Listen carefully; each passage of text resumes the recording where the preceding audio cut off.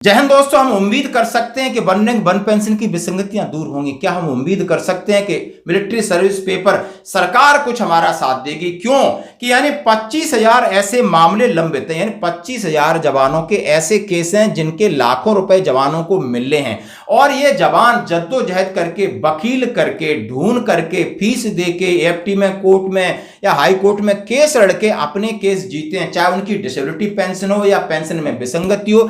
लेकिन जब जीतने के बाद पैसा कौन देगा? एमओडी की ब्रांचेस देती हैं, जो कि एमओडी में अलग अलग ब्रांचेस है, वहां पर जाती है तो वहां पर मामला आपका ठंडे बस्ते में चला जाता है और ठंडे बस्ते में चला जाता है और वो जो बंदा है वो परेशान होता है। एएफटी में फिर जाते जाते हैं बोला जाता है कि आपके आदेश का पालन एमओडी नहीं कर रही।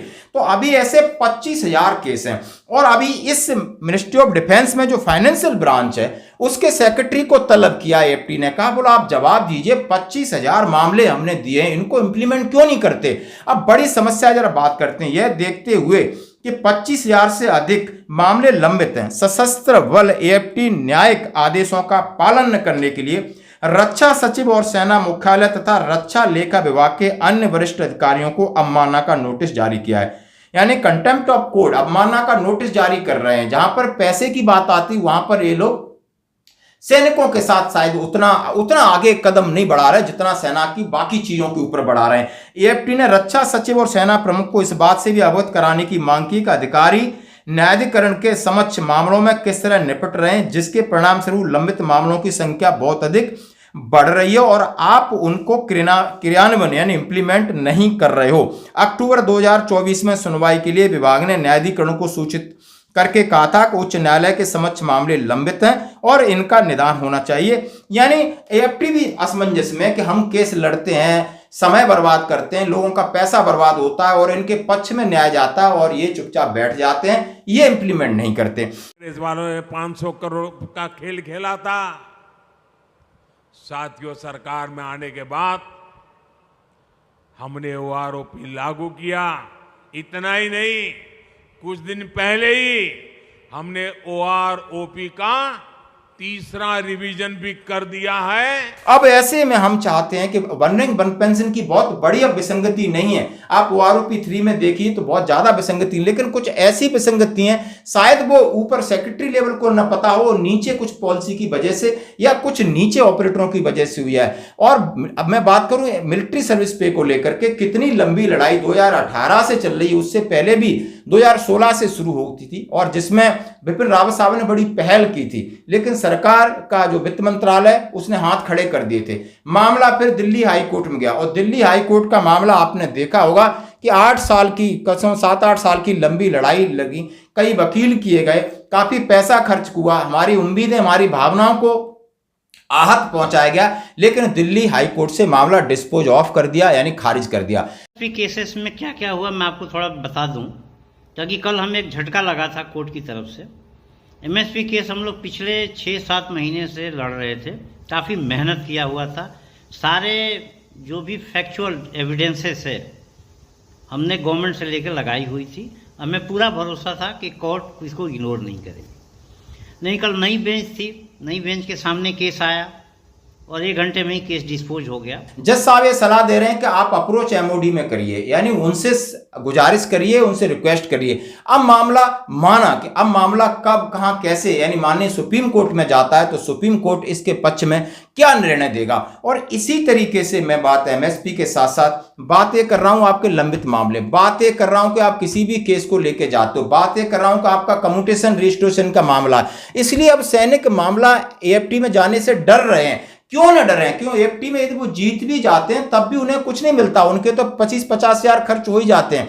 अब कम्यूटेशन रजिस्ट्रेशन का मामला देख लिया कि सैनिक अब एएफटी में केस न कर पा रहे हैं, बहुत सारे एक्स ग्रुप की विसंगति का मामला पड़ा है और तमाम हवलदार टू नायब सवार के मामले का आपने हसर देखा होगा। पहले बिल्कुल बन गई थी बात कि इक्वल टू नायब सवार बनेगा, पैसा एरियर भी मिला, लेकिन लास्ट में केस को डिस्पोज ऑफ कर दिया, क्योंकि ऐसा लगता है कि वहां से मॉनिटर होता है कि क्या देना है, क्या नहीं देना है, कितना देना है, किसको देना है, क्या ये एक तरह की प्री प्लान है या नहीं। इसके ऊपर कमेंट जरूर करना प्लीज।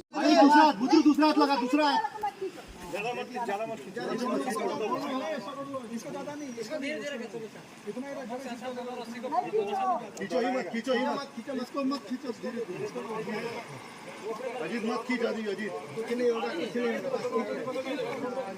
शाबाश थोड़ा सा फ्लो का एरिया है शाबाश आगे आना बहुत बढ़िया बस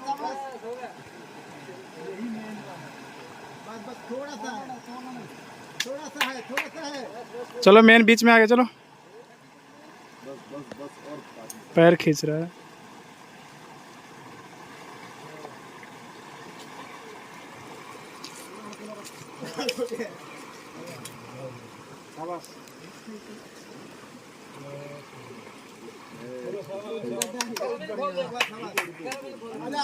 हाथ पे कर लो, हाथ पे कर।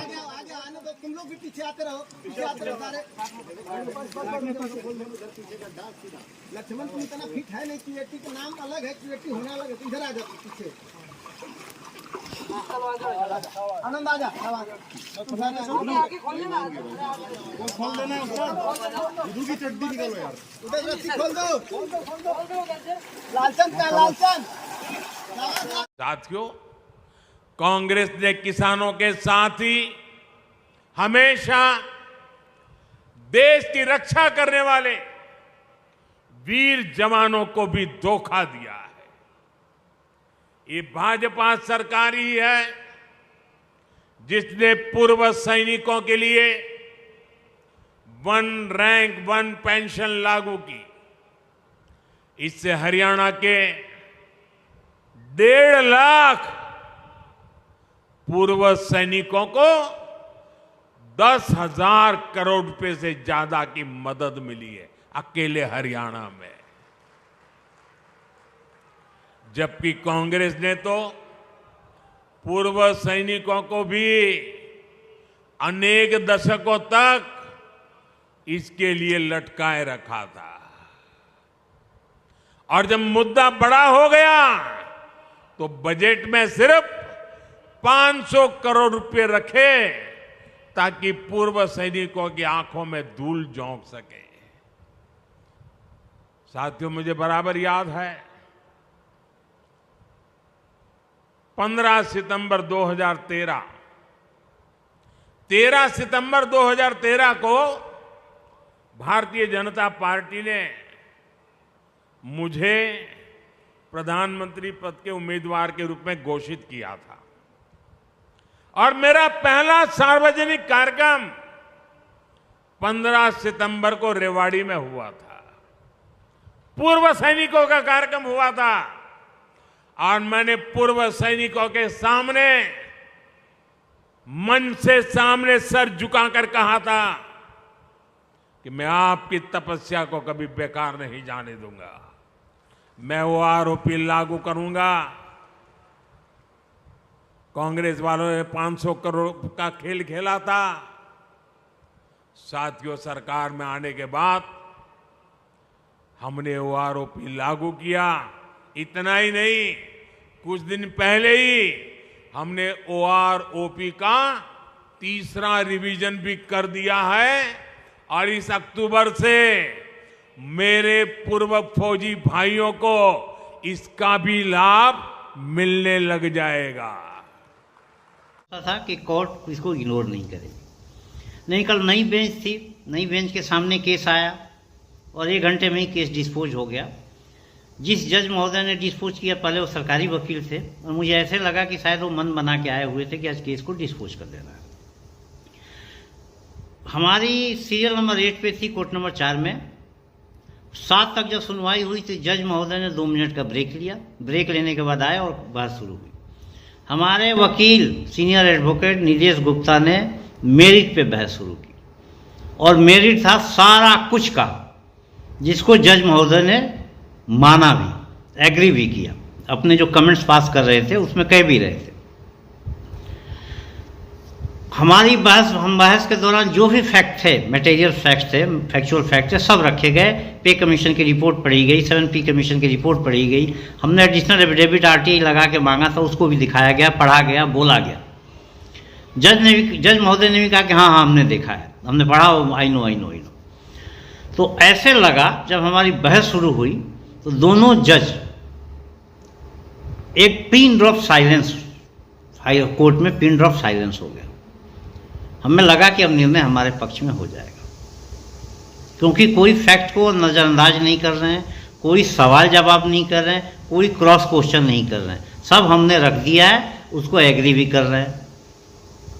तो जो पिन ड्रॉप साइलेंस थी मैं ऑब्जर्व किया, थोड़ा सा उनके चेहरे भी मैंने पढ़ने की कोशिश की, ऐसे लगा जैसे वो किकित विमूढ़ हो गए, क्या करें।